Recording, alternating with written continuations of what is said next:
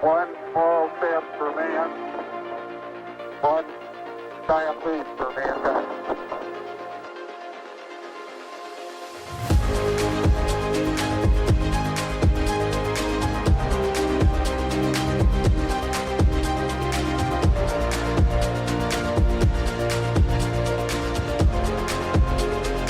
Hello, I5, and welcome to our newest STRAT Talk.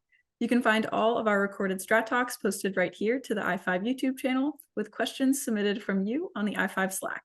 My name is Cadet Kylan Smith from the Joseph P. Allen Squadron at Yale AFROTC Det 9, and today I'm joined by Cadet Ani Tyagarajan. Hey everyone, my name is Cadet Ani Tyagarajan. I'm the I-5 Squadron Commander here at the Thunderhawk Squadron, AFROTC Det 30 at the University of Arkansas. Awesome. And our special guest today is Colonel Anthony Lujan. He's a highly qualified space control surveillance operator and planner, Joint Space Operations Instructor Trainer, Minuteman III Combat Crew Member, Minuteman III Combat Crew Member Instructor and Trainer, Air Force Program Analyst, and he has over 25 years of proven leadership experience and training proficiency in the United States Air Force and Air National Guard. He has significant knowledge in working across international, military, and civilian organizational groups, using clear and concise communication skills to facilitate mission objectives in a timely and cost-effective manner. Thank you, Colonel Lujan, for your time. We're glad to have you here. Thank you, Cadet Smith. Awesome. As we begin this conversation, I would love if you could provide an overview of your military career. I said a few of the highlights, but if you could talk about the various programs and organizations you've been involved with, including maybe starting from your path into the military. Yes, no problem. And sorry, I didn't acknowledge Cadet Tyagarajan also as well. No, thank you so much for having me. I appreciate this. It's a tremendous opportunity to share my experiences and my background. So I'm, as you said, over 25 years, actually going on 27 next month. I'll hit my 27th year, full active duty, both active duty and guard. Currently, I'm in Guam. So it's actually the next morning for me as we're recording this. Currently, I'm the 254th Air Base Group Commander in the Guam Air National Guard, the largest organization within the Guam Air National Guard. We are located on Andersen Air Force Base, and I have and I will get to this later, but I am not in a current space mission right now. My units that I have are not space, and I will talk a little bit about that later as part of the questions that we have here. But I have started out as a missile combat crew member. I was also space operations as well, and in between, I've done some staff work as well. And it's a varied career, but the core of who I am, the core of what I've done, has been missile and space operations, and that's what's essentially what my career has been built around. Awesome, thank you. And definitely, since our organization is centered around space, I would love to learn more about how you got involved with the Space Force as it was starting up. I appreciate that question. It was actually very, very interesting how that kind of came about. So my last tour that I was stationed at what was at the time headquarters Air Force Space Command as the guard advisor, as the Air National Guard advisor to the at the time was the A8, which is essentially programs, and strategy for Air Force Space Command. It was a one-star general that I worked for, and I actually was one of his division chiefs during that time period as well. As my time went on there, we got notification that at the time President Trump signed a presidential directive to establish the Space Force, and so there's a lot of commotion going on, as you could imagine, within the building. We call it Building 1 there at Peterson Air Force Base in Colorado. A lot of commotion, but it was all kind of under wraps. Not a lot of people knew about it. So a little group was formed. It was headed by, at the time, it was a 2-star. And essentially, we were kind of in a basement. There was a group of us, 206s, myself, in an active duty. He was actually the vice commander at Schriever Air Force Base. And then various folks throughout the staff. And the tasking at the time was not necessarily to form the organization of the Space Force. That wasn't our task, because there was another team that was formed at the Pentagon that was essentially, that was their job, was to start forming that piece of it, that the headquarters piece at the Pentagon. Our job was to form the field organizational structure.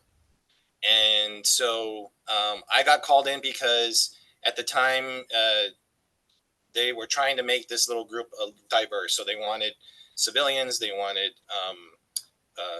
members throughout that were representing all of Air Force Space Command, Guard, and Reserve. So that's how I got linked into this. And so we were essentially tasked with establishing what is now called the Deltas, because the thing at the time was we were trying to structure an organization that was more flat. So in other words, no more wings, no more groups. You basically had all your 06 leadership command structures at the Delta level, and each Delta was going to be responsible for a certain mission set that we are now understanding of what all those different mission sets are, which is essentially space electronic warfare, space domain awareness, missile warning, GPS, and I know I'm missing another one, and I know they developed, and of course a training Delta as well, and then you had the commands, so the field commands, and that's 3, which is operations, a training command, and then of course your acquisition command. And so as you see it now, it kind of works. It's a smaller organization. You can do that because it is a smaller organization. It's not huge like the Army or the Navy. So it's easier to kind of make that happen. It'll be interesting to see as the Space Force grows, if they create another echelon, but I doubt that, because I don't foresee the Space Force growing too much, just because Congress and that type of thing, you can only structure military organizations a certain way, because just of the amount of money that it takes to grow organizations. So that's kind of how I got linked into that. Awesome. Thank you for that, sir. To piggyback off that question, since you have experience with both the Air Force Space Command and the new Space Force, what do you perceive are the largest cultural shifts that have changed between the Space Command and the U.S. Space Force? Yeah, Ani, thank you so much. And I saw you guys sent me that question, and I thought about it, and quite honestly, not a lot of cultural change, honestly. And here's why: because having grown up as a missileer and then into space, we kind of were our own thing. Like we were already our own organization. And yes, we were part of the Air Force, and and all that. But the thing is that once you became a space operator or even a missile operator, that's kind of what you did, and that you kind of stayed within that MAGCOM, and you really didn't move out of that unless. And I'll kind of tell you a little bit about my background and how I kind of I branched out of that. But for the most part, the core of everybody that were space operators stayed within Air Force Space Command, and you basically moved around. Sometimes some people actually stayed as a GPS operator and moved their way up as a GPS operator within that structure. Some just bounced around between missile warning, GPS, space at the time, space control, or space surveillance. So it was already happening. Like a matter of fact, I remember having a conversation with my wife one time after coming home from one of my shifts, and we were just talking, and like we were saying, it would be kind of cool if we became our own force, because we're already, the domain that we operate in is unlike any other than the Air Force does. So, and then anytime I had any talks with a fellow pilot or somebody that, that type of thing, another operator outside, even cyber, they didn't understand us, right? So we were kind of already that organization. So there was really not a lot of cultural shift. Now establishing now that Space Force now has blue, and I'll explain why you don't see blue on my uniform right now. I'll explain that here in a minute or later when it's one of your questions. But now Space Force has the blue tapes. They have their own service dresses, of course, obviously their own symbols and all that. But that's just to establish an identity, really, because now that it's own service, every service has to have its own identity, right? And you have to have something to call your own. So that's the only small little nuance of the cultural shift, but otherwise there really wasn't one.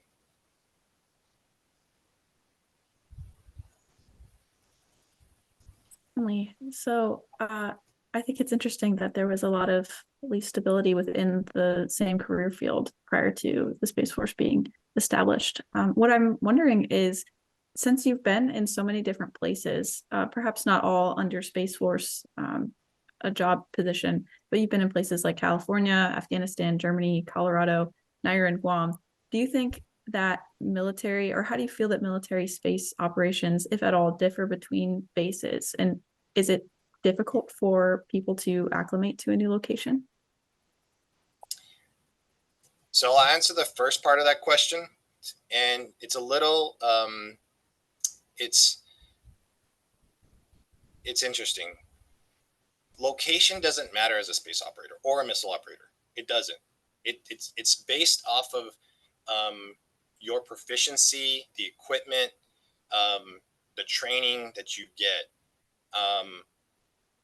So from a mission perspective and the job that you do, it really doesn't matter, and it shouldn't. You should be able to train and operate that weapon system no matter where you're at.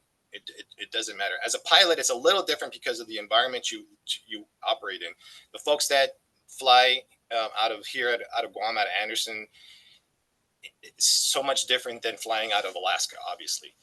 So we don't have to deal with that as space operators. So it's really up to the operator. How that unit trains those operators is where the nuance and the difference is. Now, location becomes an issue from a personal perspective, right? So as you change different locations, you have to be able to adjust to your day-to-day life, with yourself and your relationship with your family as well. As you said, the four locations that you listed out there between California, Afghanistan, Germany, and Colorado. California and Colorado obviously were the two where I did my space operations time. Afghanistan and Germany were nuances. Afghanistan was my deployment, and then Germany was a staff tour that I did at U.S. Air Force's Europe at Ramstein. And those two jobs, I was not doing space missions. Okay, and so during my time, I can't believe I'm saying this now. I'm feeling old, but during that time period, it was kind of encouraged to a certain degree if you really wanted to promote.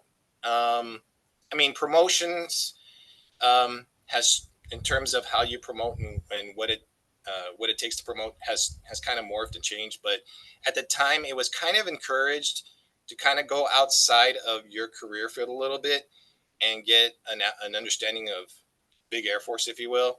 So my job in Germany, I was on the plans and programs. So I've been in plans and programs in a lot of different headquarters staffs.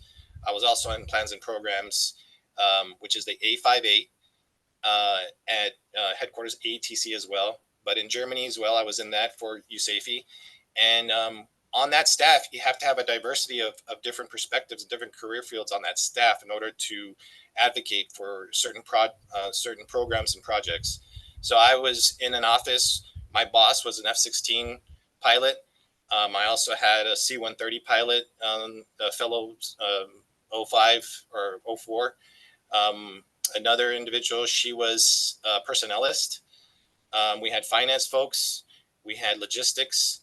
So you had the breadth of everybody in that group, because we all had to bring our own experiences and expertise to help promote some of these programs, to help promote the 2-star that we were working for at the time, to move some of those programs along.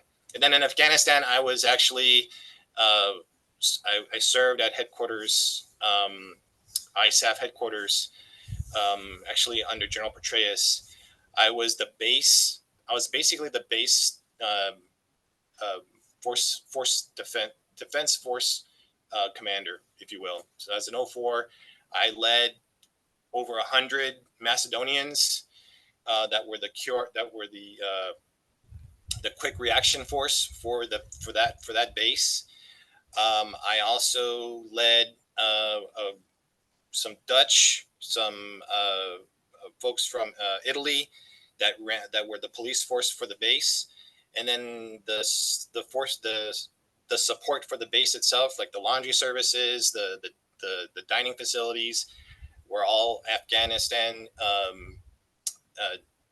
personnel that I was in charge of. So it was a great opportunity for leadership as an officer to have that under my belt. So it really was different growing up during that time period as a space operator, and because even pilots had to go outside of their operational field to be able to show that it's not just about being an operator, it's about being an officer. It's about officership and leadership. So sticking on that topic of officership and being a good leader, throughout your diverse experience, how do you think how valuable do you think is it for experienced officers to work in both active duty, reserve, and National Guard roles? And how does the interaction between each of these roles look like in the Department of the Air Force, and particularly in the context of the Space Force? Yeah, thanks, Ani. I was active duty for almost 15 years, and then now I've been a guardsman for going on 11 years. And so, during my time where I started to get to understand the Guard and Reserve was during those outside of career field jobs that I had, like my Germany job. Actually, my Germany job was the first time I actually worked with some Guard and Reservists on the staff. And you begin to see the diverseness, not so much of them as an operator, but their what they bring from their civilian jobs, and the expertise that they bring there. Some of them work in the same kind of career as on their civilian side as they do on their military side. Some don't. Some is completely left field. Some are like teachers, and some are. I knew some guardsmen that were. She was a 1-star general, and her job on her civilian side, she was a stay-at-home mom.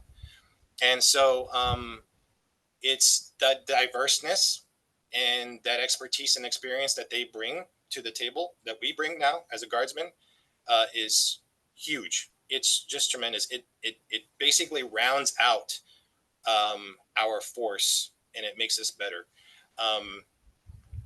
So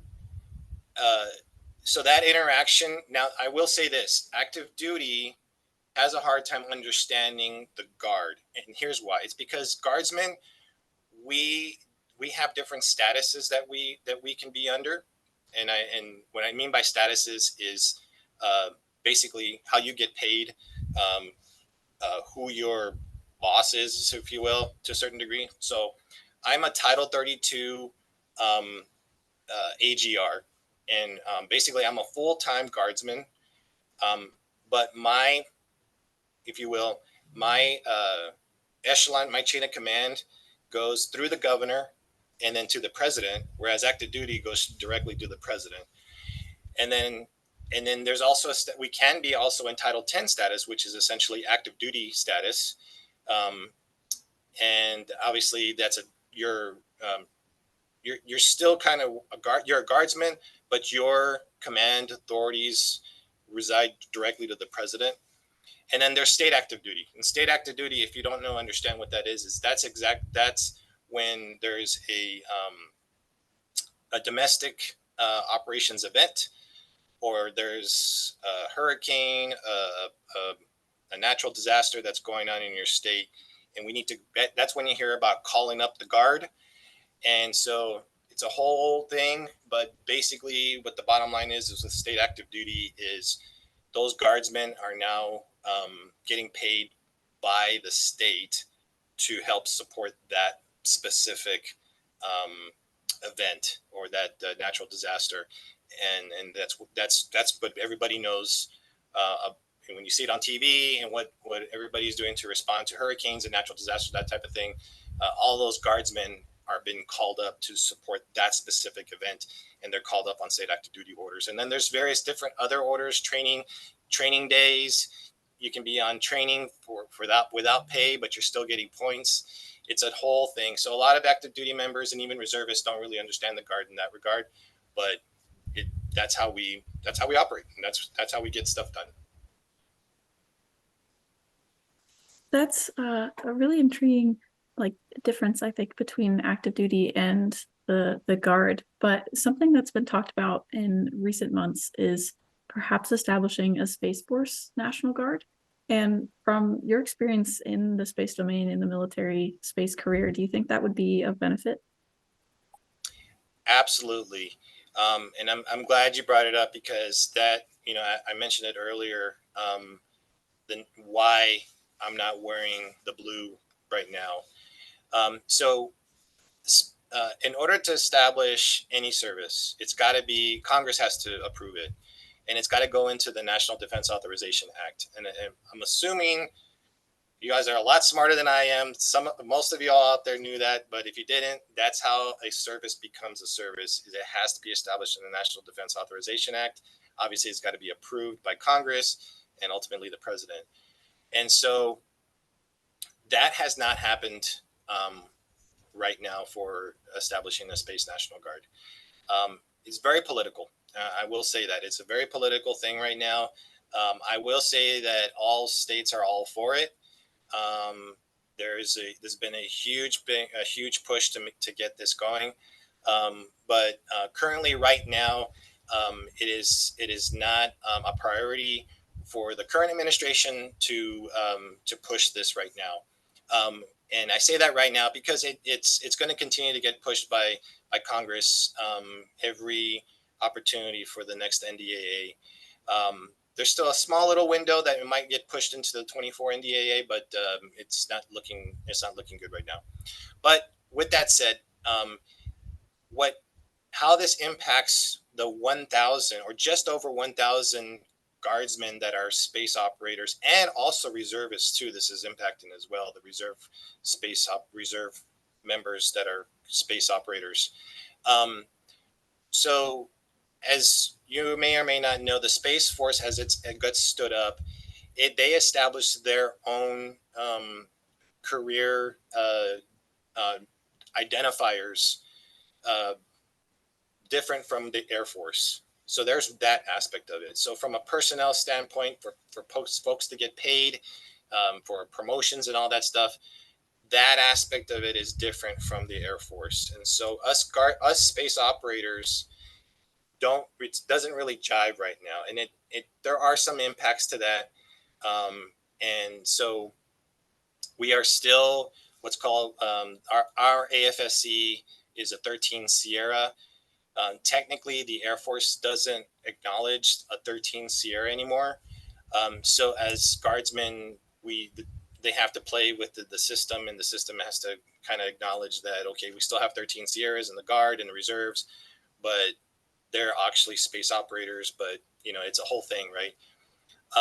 And so identity is a huge thing as well.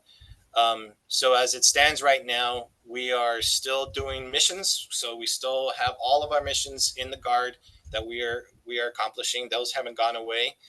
But if Congress doesn't pass an NDAA with the Space National Guard, maybe within the next 2-3 years, most likely the states that have those space missions will probably start transitioning those missions, the people, into other mission sets, and the equipment will most likely go back to the Space Force. And then the Space Force has to figure out the people that would operate those systems. And so it's a bit of an issue, and it could impact mission, and especially if we're in the high end fight with China, and we're in the midst of this conflict within ourselves, there could be some impacts. And so I'm really hoping that Congress and the president kind of get together and make this happen soon. But as it stands right now, that's kind of how we're operating. All our guardsmen are still getting mission done. Doesn't matter.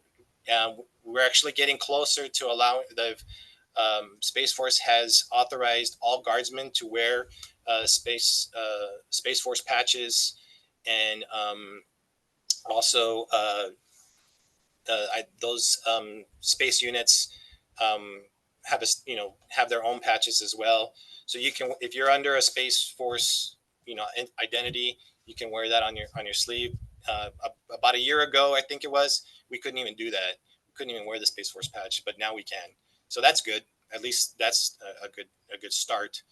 But right now, that's kind of where we stand with the Space Guard. We're hoping that Congress will look at it again for 25, and soon we'll have a Space National Guard. Awesome. Thank you for that, sir.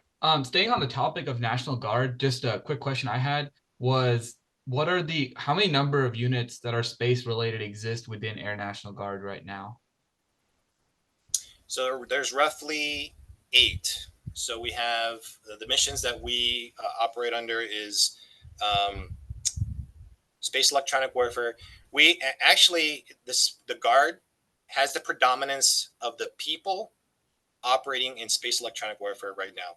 So that tells you a lot about that mission itself. So we don't have a Space National Guard and all those people go away, that mission set will be hurting. It's over 60% of that mission set that the Guard is in charge of.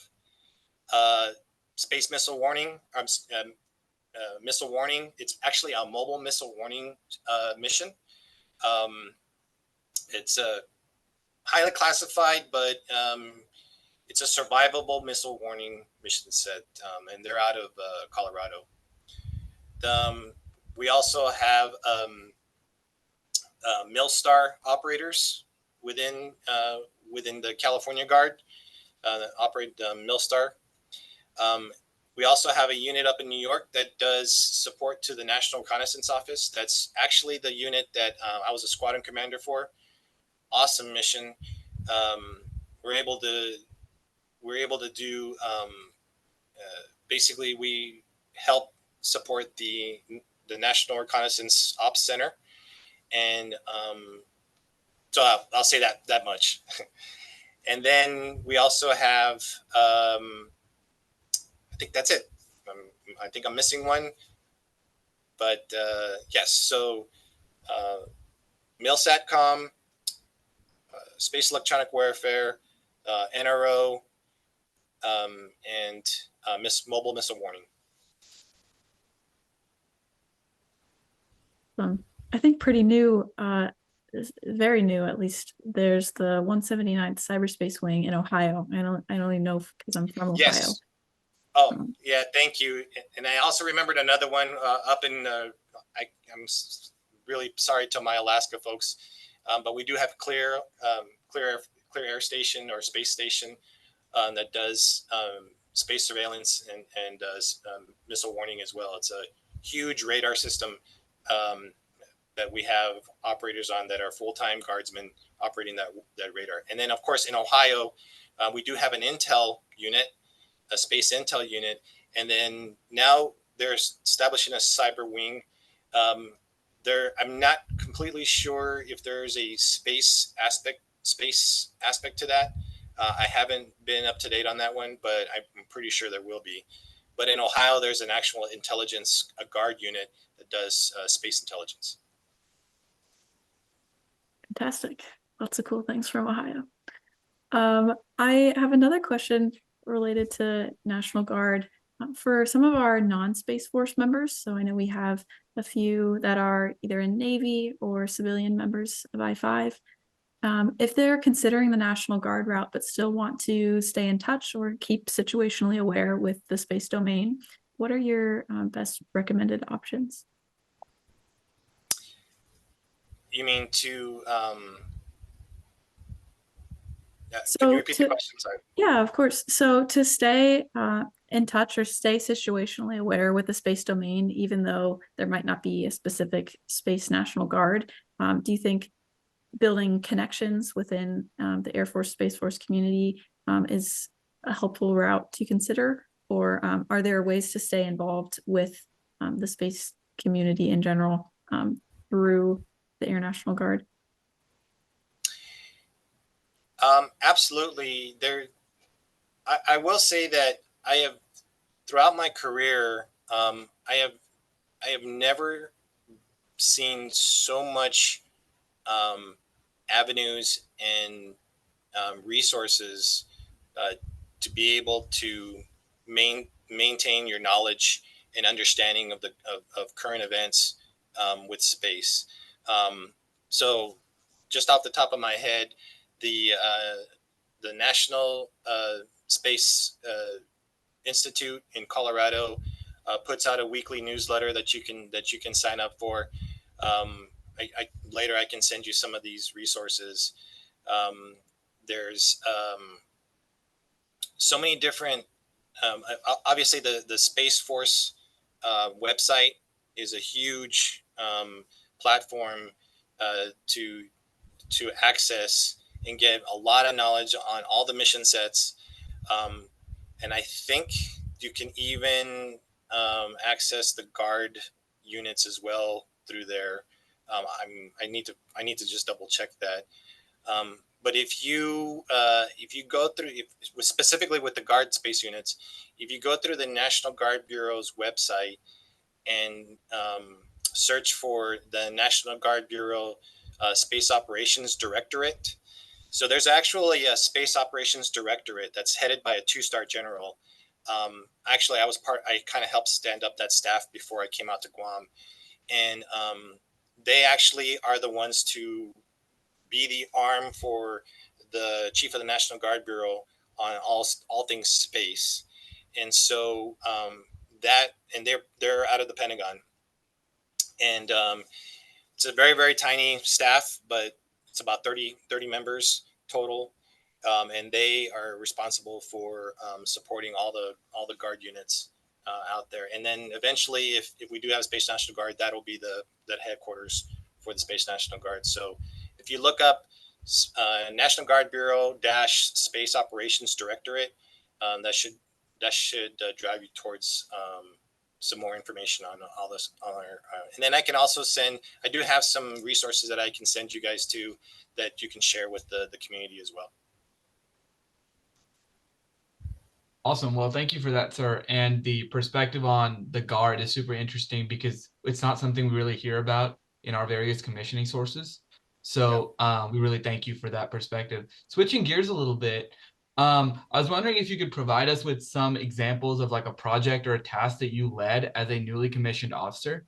And while each position calls for problem solving and adapting to the unexpected, I'm sure it would really benefit cadets to hear about what a day in a life could look like right after college once you're a second lieutenant.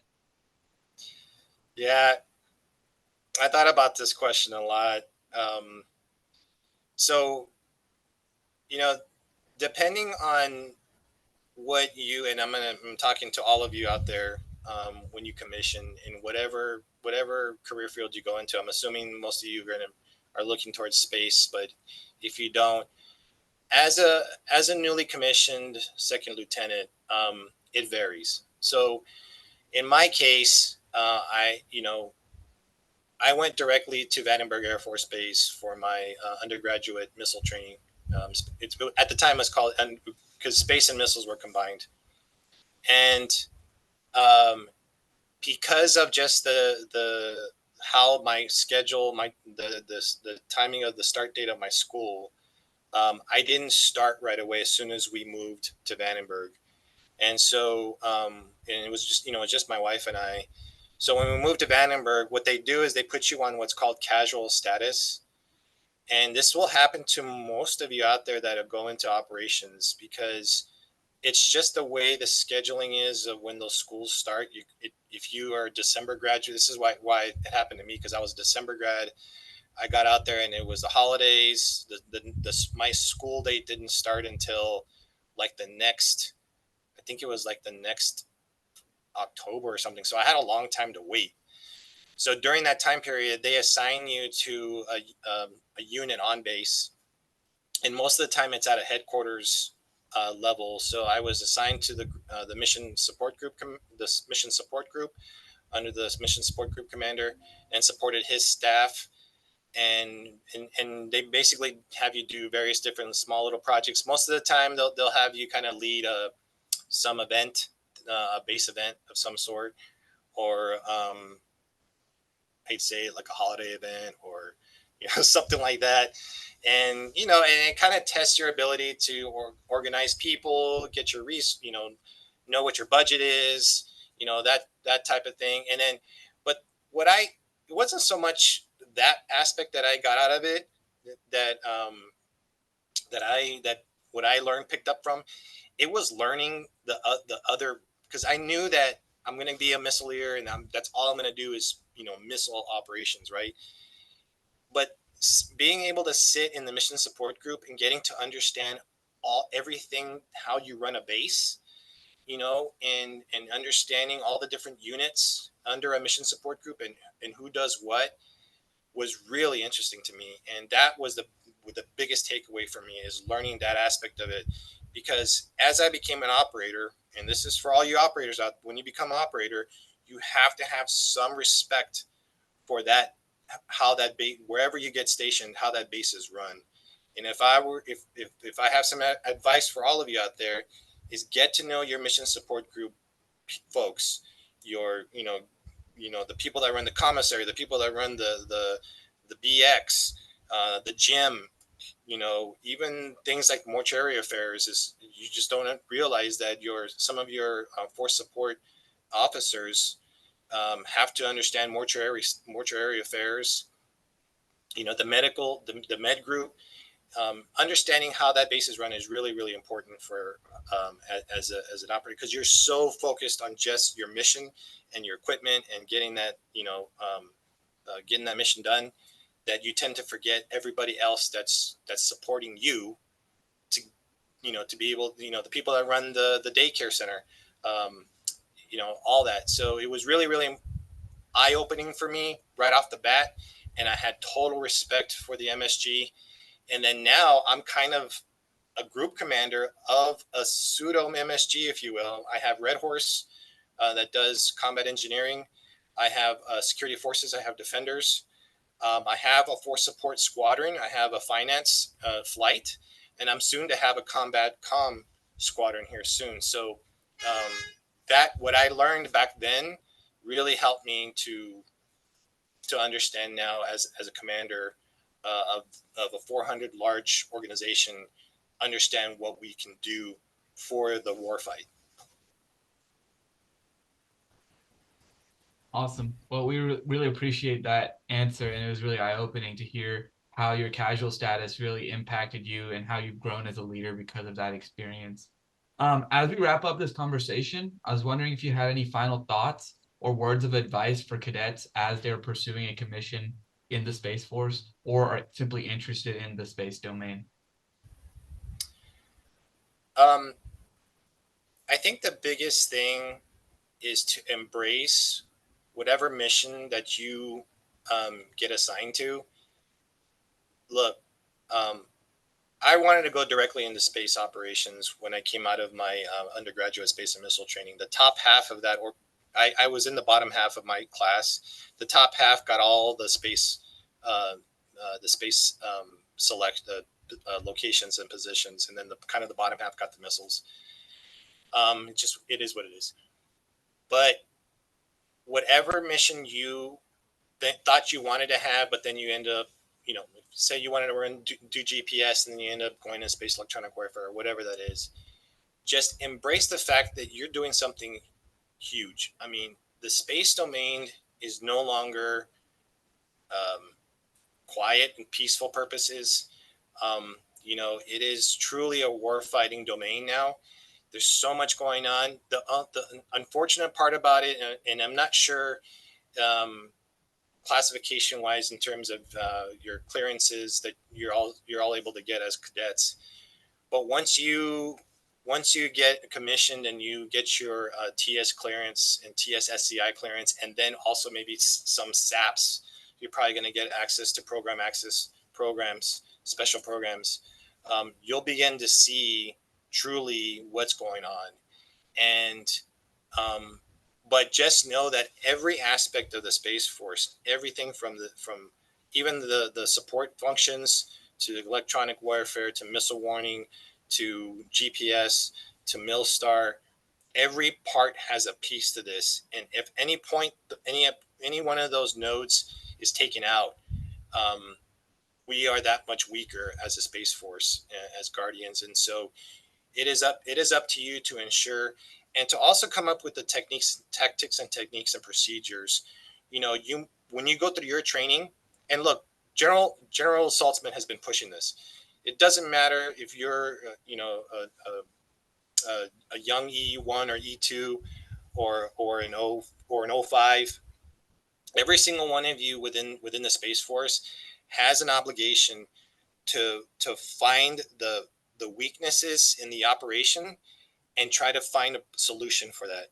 Innovate, come up with your idea, come up with the best way to operate that weapon system, and I guarantee you it'll be a part of your checklist, and you'll have established something yourself as a young officer that I didn't really get a chance to do, because quite frankly it took an act of God to change a checklist in some cases, just because it just took a long time. Now it is not that way anymore. Every single captain and major that you're going to be working for should be listening to you and taking your advice and taking your innovative ideas and putting them into your TTPs as an operator. So embrace that weapon system to the fullest extent possible, and know that once you're that expert, man, anything is possible. Anything. Thank you again, sir, for sharing your perspective with our community. And I really hope our cadets can take this knowledge forward and become better, more well-rounded, well-understood members of the Department of the Air Force with all its various components. Thank you again for your time. Thank you. Appreciate it.